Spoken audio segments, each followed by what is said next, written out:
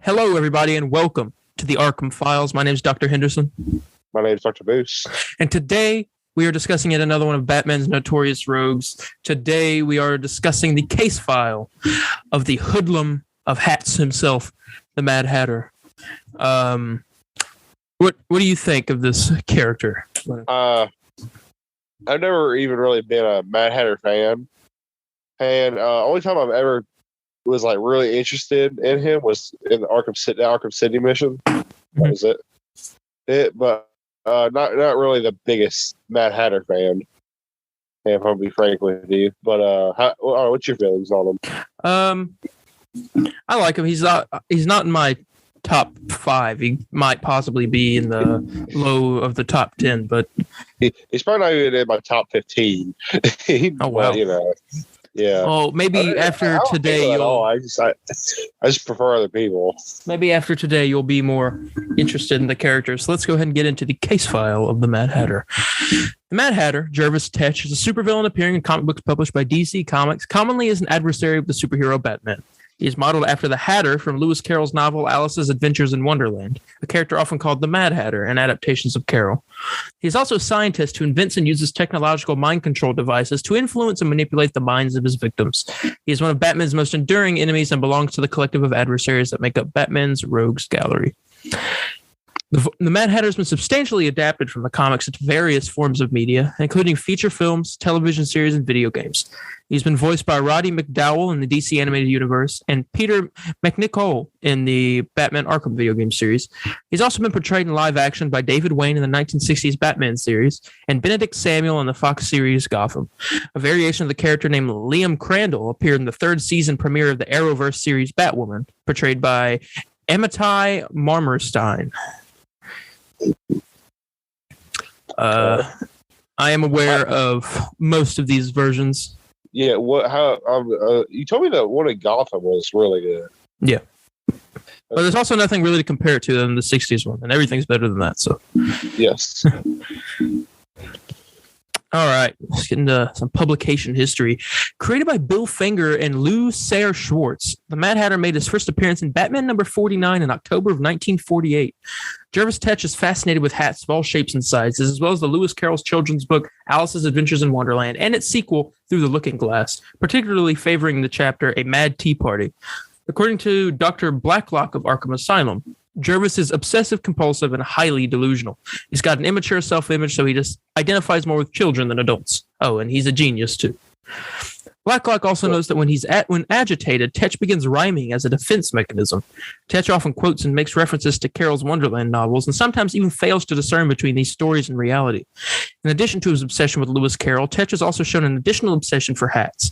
In Secret 6, he will not eat a piece of food that does not have a hat on it, and states that he is not interested in the sight of his naked teammate Knockout because she is not wearing a hat.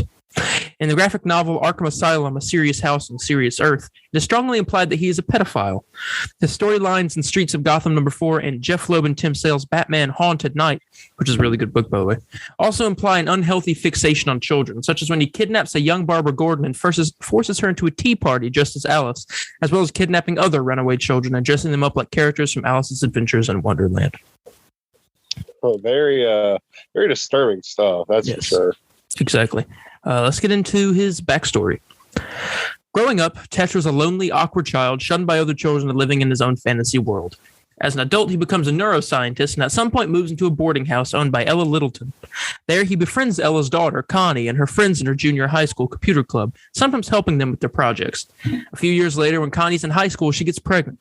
Fearing the reaction of her extremely strict mother, Connie lies to her and claims she had been raped by someone on her high school's baseball team, the Gotham Hawks.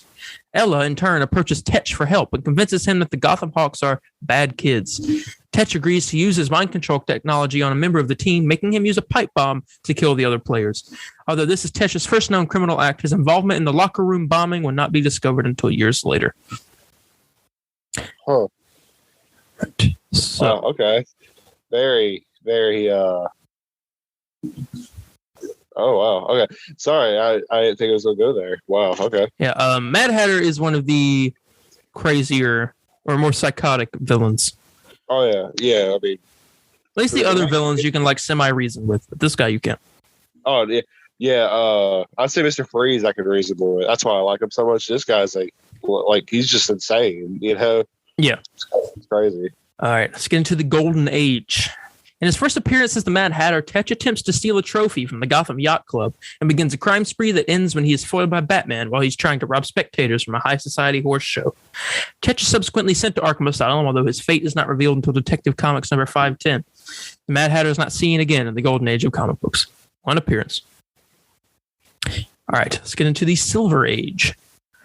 In the Silver Age of comic books, an imposter Mad Hatter appears and clashes with Batman many times. He's revealed as an imposter when the Mad Hatter finally reappears, claiming to have disposed of the imposter, although the imposter would return one last time, Detective Comics number 573 in 1987. Accompanied by several henchmen and a pet chimpanzee named Carol Lewis, although the Mad Hatter claims that the chimp refuses to tell him how it came to have that moniker.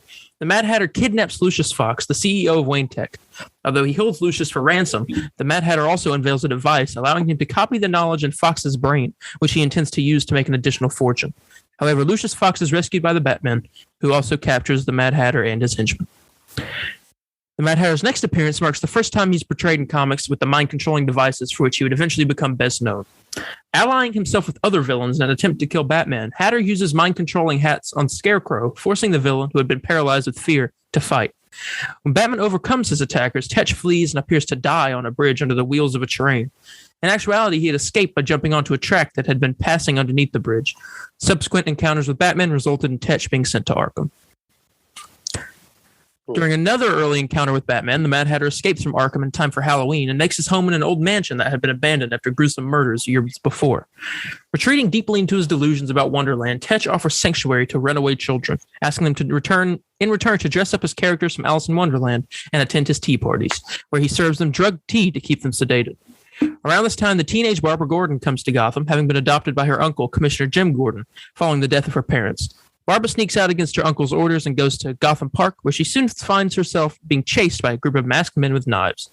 The group surround her, begin implying that they will molest and rape her, provoking her to scream for help. Mad Hatter appears and scares the men away with his gun.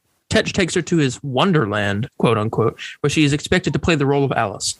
When she refuses to drink tea and asks to leave, Tetch angrily smashes a teapot, scaring another one of the runaways into sneaking away, while Tetch's attention is on Barbara.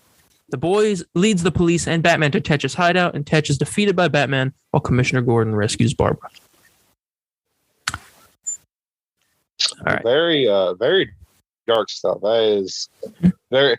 I mean, this stuff's like crazy. Like it's insane. Of like all the. I'm surprised some writers are able to kind of get away with that. But I mean, you know what I'm saying? Yeah. All right, here we go. When Black Orchid visits Arkham Asylum attempting to find out more about her past from Poison Ivy, she's assisted by Tetch. After Ivy refuses to help Orchid, Tetch tries to cheer her up.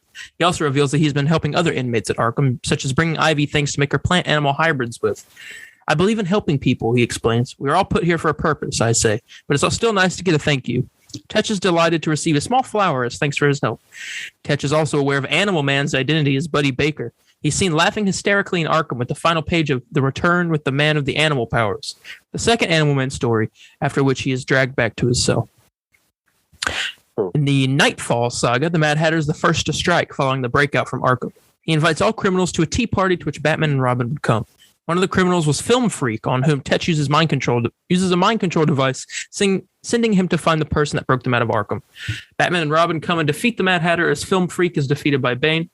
And Robin, Year One, millionaire third world dictator Generalissimo Lee hires the Mad Hatter to kidnap a number of young girls using his mind control devices. The Mad Hatter does so by implanting the devices in Walkman, which he gives out to girls at Dick Grayson's school. The young Robin manages to defeat the Mad Hatter, however. Imagine being kidnapped because of a Walkman. I don't know. It's just laughable, pretty much. Yeah. All right, here we go. Another plan consisted of implanting his devices in free coffee and donuts tickets he handed out in front of the police stations in Gotham. That plan had him controlling most of the cops in the city, inciting them to steal for him, and ultimately to riot. He even had Gotham police detectives Crispus Allen and Renee Montoya break into a bank for him. Sasha Bordeaux helped Batman stop him this time around.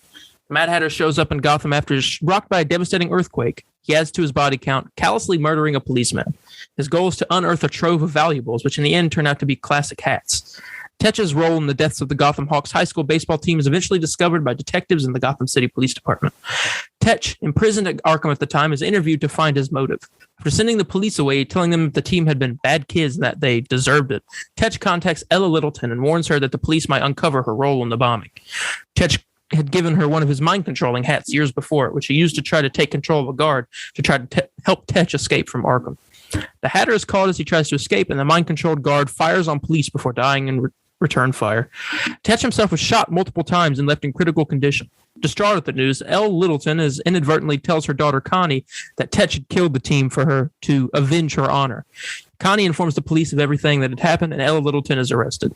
While working with Black Mask, the Mad Hatter implants a mind control chip directly into Killer Croc's brain, which causes him to mutate again due to the virus he had been injected with by Hush and the Riddler.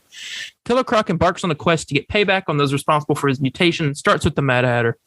Batman arrives in time to save him, but Killer Croc escapes. During Infinite Crisis, the Mad Hatter is first seen being roundly beaten by Argus, and then later fighting with the Secret Society of Supervillains during the Battle of Metropolis. And that is the end of the Silver Age.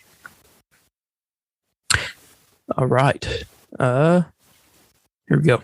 Let's get into Gotham Underground and Salvation Run.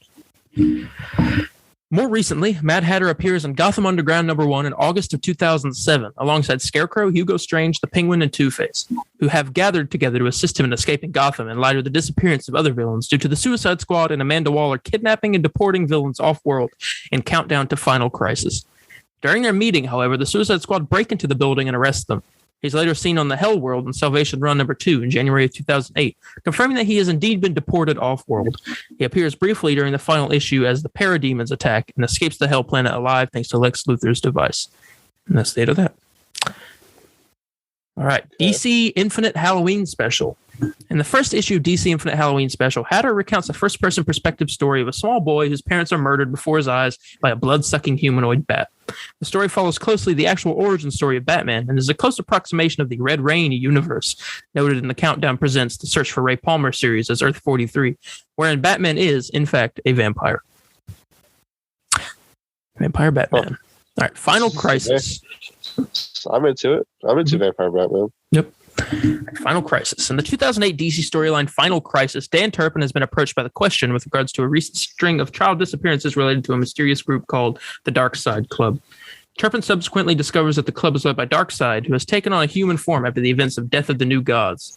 He's gathering a group of children together and infusing them with the anti-life equation as part of his broader plan to enslave and devastate the human race.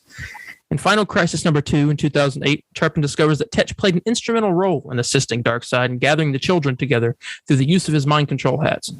Turpin, overcome with a violent rage that he himself does not understand, viciously beats Tetch. Upon threats of brain damage, Tetch confesses that the children have been taken to Bloodhaven. Confused and unsure of himself, Turpin then leaves and boards a bus to Bloodhaven. Final Crisis, Secret Files, and Origins #1 also reveals that Darkseid's Justifier's helmets are a combination of apocalyptic technology and the Hatter's mind control circuitry. So it's got some pull with Darkseid there. This is called Secret 6 Redux. Secret 6 #6 in February 2009 reveals that Mad Hatter has hired the Six to break Tarantula out of Alcatraz. Hey, we know a group called the Six. Yeah. Pretty cool group. Yes, me. I don't know. You got to listen to the normal podcast to know about that. Yes. All right. Hired the Six to break Tarantula out of Alcatraz to deliver her as well as a Get Out of Hell Free card created by Neuron to Gotham City. Doing so has put the Six directly in the line of retribution from Junior, Ragdoll's psychotic sister. Junior believes that the Neuron card is key to saving her soul from eternal damnation and will stop at nothing to reclaim it from Tarantula and the Six. It seems that Junior's wrath is not the motivation behind Tetch's hiring the Six to perform this mission. He's made it clear his intention is to ensure the Six safely reach Gotham. The story is ongoing and Tetch's full plan is yet to be revealed, although it is made clear in the same issue that Tetch intends to murder each member of the Six as part of his revenge. Tetch observes as the Six battle Junior and his goons on Gotham Bridge, and when the battle ceases, he confronts them, telling them how they betrayed him. Ragdoll throws Tetch's hat over the edge, and Tetch jumps off after it. Right. Next is Batman Life After Death. So Tetch next shows up seemingly uninjured from his battle with the Secret Six, working with the Penguin, who's planning on killing the new Black Mask. He assists the Penguin in attaching a mind control device to a gas mask, which is placed on Batman's head to turn him into a puppet to assassinate Black Mask. The plot fails and Batman recovers before killing Black Mask. Following this, Tetch is shown once again incarcerated in Arkham. He hires Deathstroke the Terminator and the Titans to free him and escapes just prior to a massive prison riot. And now we move on to the New 52. In September 2011, the New 52 rebooted DC's continuity. In this new timeline, Jervis Tetch is portrayed as suffering from hypogonad. Okay, I'm going to try to pronounce this. Hypogonadism, which prevents him from physically. I think that's what it is, but it prevents him from physically maturing. He begins taking testosterone-enhancing drugs that permanently impair his mental stability. His parents commit him to Arkham Asylum after he has a drug-induced psychotic breakdown, during which he begins referring to himself as the Mad Hatter. He is eventually freed by the White Rabbit. He uses his mind-controlling technology to make a passenger train full of people commit suicide, assisted by his henchmen, the Tweed brothers. He then uses his technology to drive several Gothamites insane. Batman eventually foils his plan and throws them through a glass rooftop. Mad Hatter and the Tweed brothers next appear after Black Mask escapes Arkham Asylum. While Black Mask attempts to regain control over his false face society, he comes into contact with the Mad Hatter, who sees Black Mask as a rival due to Black Mask's similar mind control abilities. Both the Mad Hatter and Black Mask engage in battle, only for Batman to intervene and subdue them both. The Mad Hatter resurfaces, selling his mind control hats all over Gotham and holding casting calls at his missile launch facility base, all to recreate a perfect day, quote unquote, he had years before at a theme park with his childhood sweetheart, Alice. He creates a replica of the theme park in his base and then takes control of the people he sold the hats to become the pedestrians in the park. He goes to Alice's house where he finds to his dismay that she's become an alcoholic and a drug addict. He bludgeons her to death to put her out of her misery. He attempts to cast a new Alice with mind-controlled girls, but ultimately kills them for falling short of his ideal. In frustration, he makes his mind-control subjects walk into the sewer and drown themselves. The Mad Hatter becomes obsessed with Bruce Wayne's new girlfriend, Natalia Trusevich, and has the Tweed brothers kidnap her. She spurns the Mad Hatter's advances, but he realizes she knows Batman's secret identity and tortures her for the information. In the end, she refuses to give the information, and he throws her out of a helicopter to her death. An enraged Batman hunts him down and nearly drowns him, only to revive him at the last minute when his conscience gets the better of him. That was the end of the New 52. And then last one here with the DC Rebirth and the Watchmen sequel Doomsday Clock. Mad Hatter is among the villains. And that is the end of DC Rebirth. Oh, okay, that's great. That is the really short. And that is the end of his case file. Very short. Yeah. Very short. Because he's short. Yeah. All right. I'm gonna now read to you. Let me just search it up here in the case file. The top 10 horrible things the Mad Hatter has done. All right. Here we go. See if I can get it up here. Okay. I think I'm going to actually stick with the 10 things you maybe didn't know about DC's Mad Hatter. Maybe you can find some more interesting stuff here. Obviously, pipe bombing football players. I mean, you read about that. He played on Bruce Wayne's emotions. How do you do this? Bruce Wayne's childhood is always brought into play when the Mad Hatter's around. Unfortunately for the Dark Knight, one of his fondest memories of his mother is when she read him Alice in Wonderland. Jervis Tetch completely twists that innocent idea of his mother and makes a beautiful memory incredibly ugly. That's why Batman has a particular disdain for the Mad Hatter, since he's consistently corrupting something so pure. Okay. Let me find the next one. Here we go. Obviously, there's that imposter Mad Hatter. We talked about that. We talked about him going after Lucius Fox. He tried to become Batman at one point. Gonna become Batman? I guess so. Oh. Okay. No, this is worded wrong.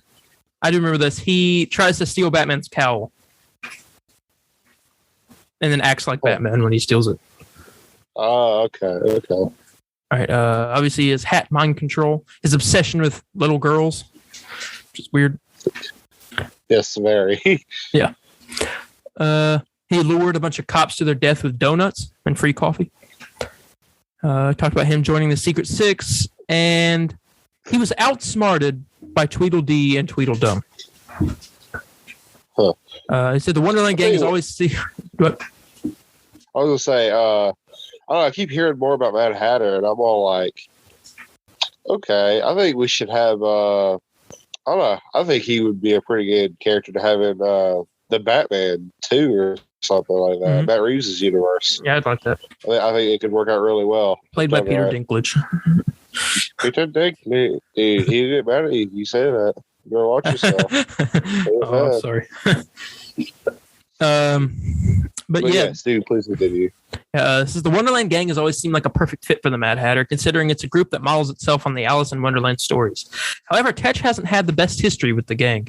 In fact, for a while, he was presented as their leader before it was revealed that Tweedledee and Tweedledum were actually calling the shots and controlling Tetch via the use of one of his own hats. Huh.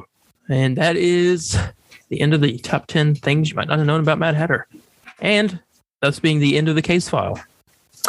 All right. All right. Well, I guess we'll go ahead and get ready to end this out. All right. Yes. So very interesting set of villains we've looked through. Yes.